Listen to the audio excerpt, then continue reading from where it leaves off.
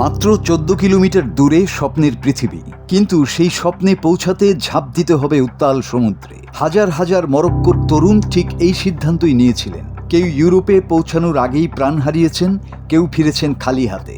কিন্তু প্রশ্ন হলো, কেন একটি দেশের তরুণরা নিজের দেশ ছেড়ে মৃত্যুকেও তুচ্ছ করে? যে 60,000 মানুষ সমুদ্র পাড়ি দিয়ে স্পেনের দ্বীপ অঞ্চল সেউতায় ঢুকে পড়েছিল, তাদের অন্তত 48,000কে নিজ দেশে ফেরত পাঠানো হয়েছে। সেউতার সব দোকানপাট, ব্যবসা বাণিজ্য, বিশেষ করে খাবারের দোকান বন্ধ করে দেওয়ার কারণে এসব মানুষ ফিরে যেতে বাধ্য হয়েছেন। স্পেন ও মরক্কোর মধ্যে থাকা বিদ্যমান চুক্তিও এই প্রত্যাবর্তনে সহযোগিতা করেছে। অবশ্য এরই মধ্যে মারা গেছেন 72 জন।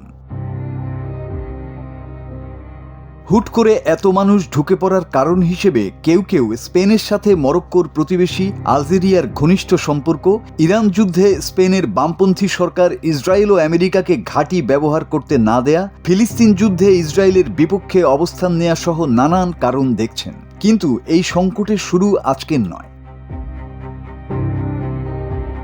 আফ্রিকায় অবস্থিত স্পেনের স্বায়ত্তশাসিত অঞ্চল সেউতা মরক্কো থেকে মাত্র 13 থেকে 14 কিলোমিটার দূরে, যা অনেকের কাছে নতুন জীবনের হাতছানি। কোভিড-19 মহামারীর কারণে এখানকার সীমান্ত বাণিজ্য ও কর্মসংস্থান বন্ধ হয়ে গেলে মরক্কোর হাজারো পরিবার তাদের আয়ের উৎস হারায়। পরে সীমান্ত খুললেও পরিস্থিতি আর পুরোপুরি স্বাভাবিক হয়নি।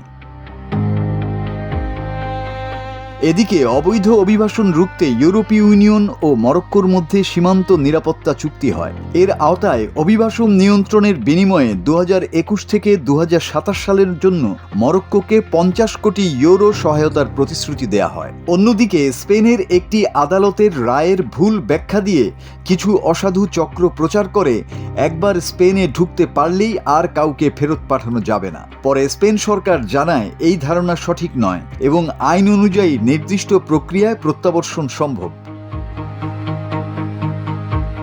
কিন্তু এসবের বাইরেও রয়েছে আরও গভীর বাস্তবতা। জাতিসংঘ উন্নয়ন কর্মসূচি ইউএনডিপির তথ্য অনুযায়ী মরক্কোর প্রায় 25 লাখ মানুষ বহুমাত্রিক দারিদ্র্যের মধ্যে বসবাস করেন। বিশ্বব্যাংক জানায় কোভিড-19 প্রভাবে আরও প্রায় 10 লাখ মানুষ দারিদ্র্যের কাতারে যোগ দিয়েছে। 2024 সালে দেশটির বেকারত্ব বেড়ে দাঁড়ায় 13.6%।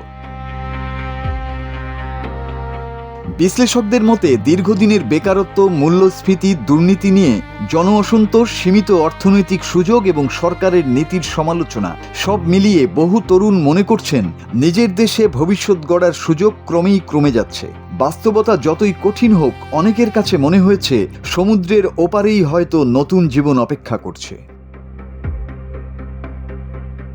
এই সংকট তাই শুধু সীমান্ত পেরোনোর গল্প নয়, এটি অর্থনীতি, রাজনীতি, অভিবাসন আইন, আন্তর্জাতিক চুক্তি এবং মানুষের ভেঙে পড়া স্বপ্নের গল্প। যখন হাজার হাজার তরুণ মনে করেন নিজের দেশে থাকার চেয়ে সমুদ্রে ঝাঁপ দেয়াই ভালো, তখন সেটি শুধু একটি অভিবাসন সংকট নয়, বরং একটি রাষ্ট্রের অর্থনৈতিক ও সামাজিক বাস্তবতার কঠিন প্রতিচ্ছবি। মাসুদ হাসান, বাংলা টিভি।